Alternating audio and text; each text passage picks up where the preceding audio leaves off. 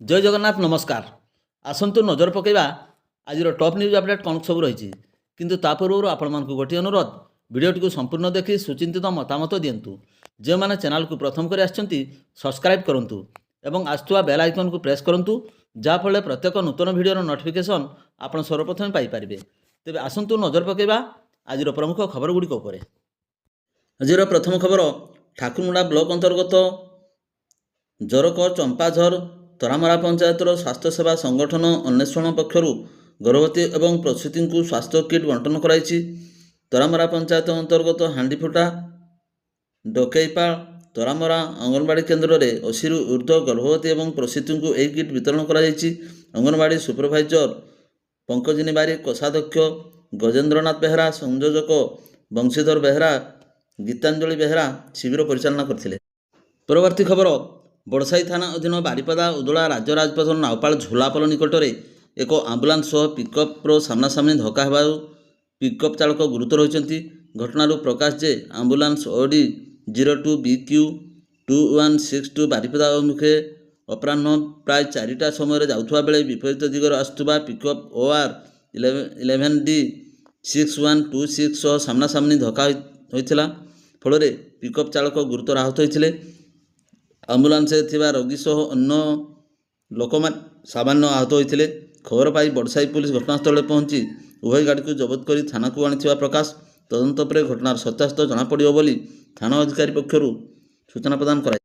परवर्ती खबर दिनक दिन वृद्धि पाउथबा रंधन गैस वृद्धि एवं संकट जगू जामदा ब्लॉक ग्रामांचल गुड़िकर जाणेनी दूरर पहाड़ जंगल बण उपर निर्भर करुवा देखा मिलूँ। केतेक महिला चाली चाली बहु दूर को जाई जंगलरू सुखिला काठ मुंडेई घरे रोषेई करुछंती। घरर समस्तंकर भकिला पेटरे आहार जोगाई देउछंती।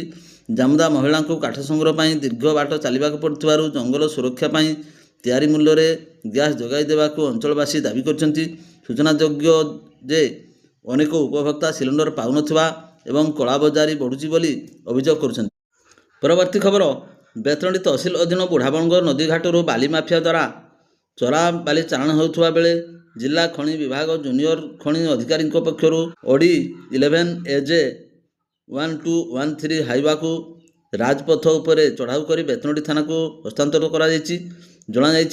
जबत गाड़ी बेतनटी थाना रखा न जाई यही थाना अधीनस्थ जामणी फांडी को पठाई दि जाएगी। परवर्ती खबर शिमिलपाल व्याघ्र संरक्षण प्रकल्प आभ्यंतर अंचल में बेआईन भाव हाथी शिकार कर हाथी दांत चोरी अभियोग एक मामला को स्थानीय मयूरभंज मुख्य विचार विभाग मजिस्ट्रेट देवाशीष महांती विचार कर 11 जन अभियुक्त को दोषी सब्यस्त करने सह गुरुवार दंडादेश शुणाई। दोषी सब्यस्त 11 जन जाकों को वन्यप्राणी सुरक्षा आईन 51 धारा अनुजाई 4 वर्ष कर कारादंड सह 25,000 टंका कर जरिमाना होईची। जरिमाना अनादय 9 मास अधिक कारादंड पर निर्देश रही।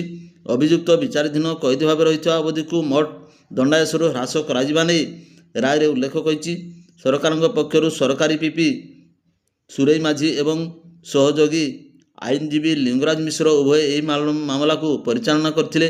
दोषी सब्यस्त 11 जन अभियुक्तों मध्य जयपुर थाना इलाकार 10 जन मध्य खेजुरी ग्रामर 4 जन, डबरा भाद्रा एवं मार्गा भाद्रा, पापुल भाद्रा, टुकु भाद्रा, दारुआबेड़ा ग्रामर 2 जन, आनंद करई एवं शिवशंकर बानारा सांपाल ग्रामर घासीराम जेरेई और टमशिला ग्रामर चाकू आलदा, कांडोबिल ग्रामर सनातन बाद्रा, ठाकुरबेड़ा ग्रामर मार्कंड हो थिबा बेले विषय थाना अंतर्गत नुआगाँ ग्रामर नरेंद्र बानरा बोली जनापड़ी। परवर्ती खबर ठाकुरमुंडा थाना अंतर्गत तालपदा ग्राम पंचायत तालपदा छक निकट में बुधवार राति ट्राक्टर धक्कर जनकर मृत्यु घटी।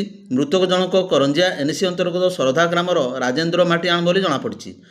घटना सूत्रु प्रकाश जे राजेन्द्र माटियाण निज शशुर घर ठाकुरमुंडा ब्लॉक अंतर्गत तालपदा ग्राम पंचायत लक्ष्मीपसी ग्राम को 21 भोजी खाइबा जाइथिले।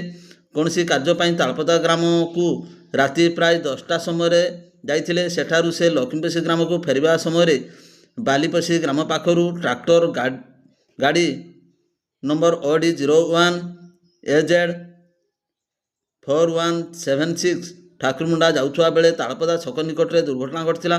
स्थानीय लोके तुरंत ठाकुरमुंडा थाना को फोन कर जणाइबा परे ଠାକୁରମୁଣ୍ଡା ଥାନା ଓଆଇସି ଅମରେଶ ବାରିକ ଏବଂ ତାଙ୍କ ଟିମ୍ ଘଟଣାସ୍ଥଳକୁ ଯାଇ ଟ୍ରାକ୍ଟରକୁ ଜବତ କରିଛନ୍ତି। ଘଟଣାସ୍ଥଳରୁ ଚାଳକ ଫେରାର ଥିବା ପୁଲିସ ପକ୍ଷରୁ ସୂଚନା ଦିଆଯାଇଛି। ଅଟୋ ସହାୟତାରେ ଠାକୁରମୁଣ୍ଡା ଗୋଷ୍ଠୀ ସ୍ୱାସ୍ଥ୍ୟ କେନ୍ଦ୍ରକୁ ଆଣିବା ପରେ ଡାକ୍ତର ତାଙ୍କୁ ମୃତ ଘୋଷଣା କରିଥିଲେ। ଶବ ବ୍ୟବଚ୍ଛେଦ ପାଇଁ ତାଙ୍କୁ କରଞ୍ଜିଆ ଡାକ୍ତରଖାନାକୁ ସ୍ଥାନାନ୍ତରିତ କରାଯାଇ। ପରବର୍ତ୍ତୀ ଖବର, ଦିନ ଦ୍ୱିପ୍ରହରରେ ବଢ଼ାଗଡ଼ା ଜାତୀୟ ରାଜପଥ 18ରେ ଏକ ସଡ଼କ ଦୁର୍ଘଟଣାରେ ବିହାର ପୁଲିସ ଜଣେ ଅବସରପ୍ରାପ୍ତ କର୍ମଚାରୀ ଭୁଗାନ ବାସ୍କେ ବୟସ 65 ବର୍ଷଙ୍କର ମୃତ୍ୟୁ ଘଟିଛି। ମିଳିଥିବା ସମ୍ବାଦ ଅନୁସାରେ ଭୁଗାନ ବାସ୍କେ ନିଜ ସ୍କୁଟିରେ ବଢ଼ାଗଡ଼ା ସନ୍ତୋଷ ହୋଟେଲ ପାଖ ଜାତୀୟ ରାଜପଥ 18ରେ କଟିଂରେ ସଡ଼କ ପାରି ହେଉଥିବା ବେଳେ ଏକ ହଣ୍ଡା ଆମେଜ କାର ଧକ୍କା ଦେଇ ଭୁଗାନ ବାସ୍କେ ସ୍କୁଟିରୁ ଛିଟକି ପଡ଼ି ରକ୍ତାକ୍ତ ଅବସ୍ଥାରେ ପଡ଼ିଥିଲେ।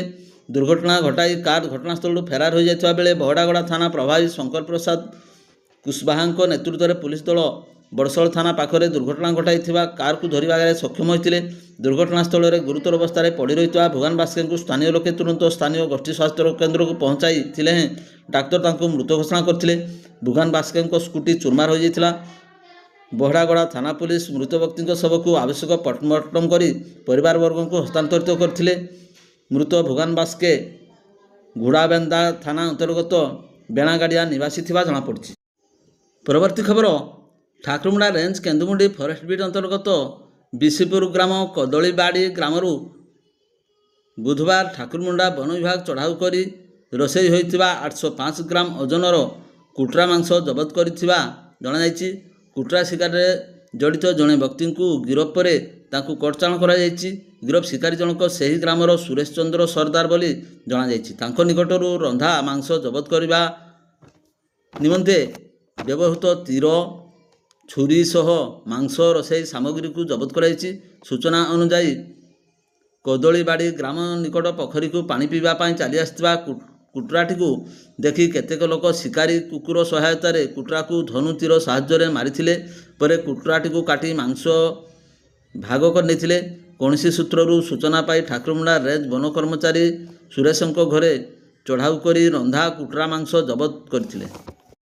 ପରବର୍ତ୍ତୀ ଖବର, ବୈଶିଙ୍ଗାସ୍ଥିତ ପ୍ରିୟାଂଶା ରାଧେ ଉଚ୍ଚ ମାଧ୍ୟମିକ ବିଦ୍ୟାଳୟରେ ୱାର୍ଡେନ ଭାବେ କାର୍ଯ୍ୟ କରୁଥିବା ଯୋଗେନ୍ଦ୍ର ସେନାପତି ବୟସ 58 ବର୍ଷର ଆକସ୍ମିକ ମୃତ୍ୟୁ ହୋଇଥିବା ଜଣାପଡ଼ିଛି।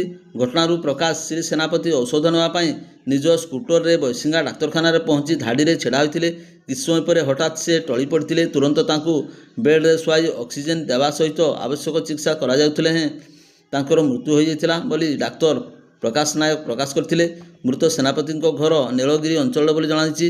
ସେ ସେନା ବିଭାଗରେ ଚାକିରି କରି ଅବସର ନେବା ପରେ ପ୍ରିୟାଂଶା ରାଧେ ଉଚ୍ଚ ମାଧ୍ୟମିକ ଆବାସିକ ବିଦ୍ୟାଳୟରେ ୱାର୍ଡେନ ଭାବରେ କାର୍ଯ୍ୟ କରୁଥିଲେ। ଟଳି ପଡ଼ିବା ଖବର ପାଇ କଲେଜ ମୁଖ୍ୟ ପରିଚାଳକ ସୁଶାନ୍ତ କୁମାର ନାୟକଙ୍କ ସମେତ ଅନ୍ୟ କର୍ମଚାରୀ ବୈଶିଙ୍ଗା ଡାକ୍ତରଖାନାରେ ପହଞ୍ଚିଥିଲେ। ବୈଶିଙ୍ଗା ପୋଲିସ ମରଶରୀରକୁ ଶବଗୃହରେ ରଖିଥିଲେ। ଶୁକ୍ରବାର ସକାଳେ ଶବ ବ୍ୟବଚ୍ଛେଦ କରି ପରିବାରବର୍ଗଙ୍କୁ ହସ୍ତାନ୍ତରିତ କରିଥିଲେ। ପରବର୍ତ୍ତୀ ଖବର, ମୋରଡ଼ା ଥାନା ଅଧୀନ ଚମାରଧଣା ଗ୍ରାମ ନିକଟର ଜଙ୍ଗଲରେ ଗଢ଼ି ଉଠିଥିବା ଚରାଦେଶୀ ମଦ କାରଖାନା ଉପରେ ଚଢ଼ାଉ କରି ବିପୁଳ ପରିମାଣର ମଦ ଓ ମହୁଲପୋଚ ଜବତ କରିବା ସହିତ ଏହି ବେଆଇନ କାରବାରରେ ଜଡ଼ିତ ଜଣଙ୍କୁ ଗିରଫ କରିଛି ଅବକାରୀ ବିଭାଗ। ମିଳିଥିବା ସୂଚନା ଅନୁଯାୟୀ ଚମାରଧଣି ଗ୍ରାମର ନିକଟରେ ଜଙ୍ଗଲରେ ଚୋରାମଦ କାରଖାନା ଚାଲିଥିବା ସମ୍ପର୍କରେ ବିଶେଷ ସୂତ୍ରରୁ ଖବର ପାଇ ମୋରଡ଼ା ଅବକାରୀ ଥାନା ଅଧିକାରୀ ଦୀପକ କୁମାର ରାଉତ ନେତୃତ୍ୱରେ ଏଏସ୍ଆଇ ରେଣୁକା ମଲ୍ଲିକ, କନେଷ୍ଟବଳ ଯଶବନ୍ତ ନାୟକ, ପ୍ରିୟନାଥ ମୁର୍ମୁଙ୍କୁ ନେଇ ଏକ ଟିମ୍ ଗଠନ କରାଯାଇ ଗୁରୁବାର ସକାଳେ ସେଠାରେ ଚଢ଼ାଉ କରାଯାଇଥିଲା ଏବଂ 1500 କିଲୋଗ୍ରାମ ଓଜନର ମହୁଲପୋଚ ଏବଂ 80 ଲିଟର ରନ୍ଧା ମଦ ଜବତ କରାଯାଇ ମଦ ରନ୍ଧା ସାମଗ୍ରୀ ଆଦି ଜବତ ପୂର୍ବକ ନଷ୍ଟ କରାଯାଇଥିଲା। ଏନେଇ ମୋରଡ଼ା ଅବକାରୀ ଥାନାରେ ଏକ ମାମଲା ରୁଜୁ କରାଯାଇଥିବା ବେଳେ ଏହି ବେଆଇନ ମଦ କାରବାର ଜଡ଼ିତ ଚକୁଳିଆ ଗ୍ରାମର ମୁନସା ହେମ୍ରମଙ୍କୁ ଗିରଫ କରି କୋର୍ଟଚାଲାଣ କରାଯାଇଛି। ପରବର୍ତ୍ତୀ ଖବର, ଠାକୁରମୁଣ୍ଡା ବ୍ଲକ ମହୁଲଡ଼ିହା ଥାନା ଅନ୍ତର୍ଗତ ଠାକୁରମୁଣ୍ଡା ଆନନ୍ଦପୁର 53 ନମ୍ବର ଜାତୀୟ ରାଜପଥର ଆନନ୍ଦପୁର ଆଡ଼ୁ ଚୋରାରେ ବାଲି ବୋଝେଇ କରି ଆସୁଥିବା ଗୋଟିଏ ହାଇୱାକୁ ଘୁଳଘୁଳିଆ ନିକଟରେ ମହୁଲଡ଼ିହା ପୋଲିସ ଜବତ କରି ଥାନାରେ ଅଟକ ରଖିଛି।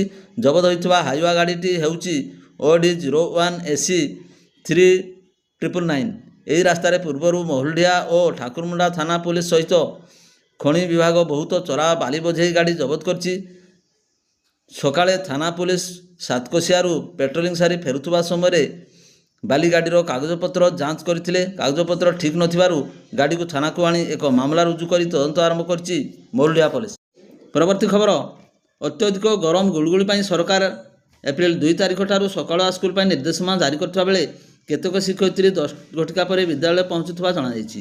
ଘଟଣାରୁ ପ୍ରକାଶ ସନ୍ତରା ପଞ୍ଚାୟତର ହତାପୁର ପ୍ରାଥମିକ ବିଦ୍ୟାଳୟର ଶିକ୍ଷୟିତ୍ରୀ ସ୍ମୃତିରେଖା ଗିରି ଗୁରୁବାର 2 ତାରିଖ 10:40 ସମୟରେ ବିଦ୍ୟାଳୟ ପହଞ୍ଚିଥିଲେ। ପୂର୍ବରୁ ସକାଳ ଠାରୁ କୁନି କୁନି ପିଲାମାନେ ବିଦ୍ୟାଳୟ ଆଗରେ ଗଛ ମୂଳରେ ଖେଳୁଥିଲେ।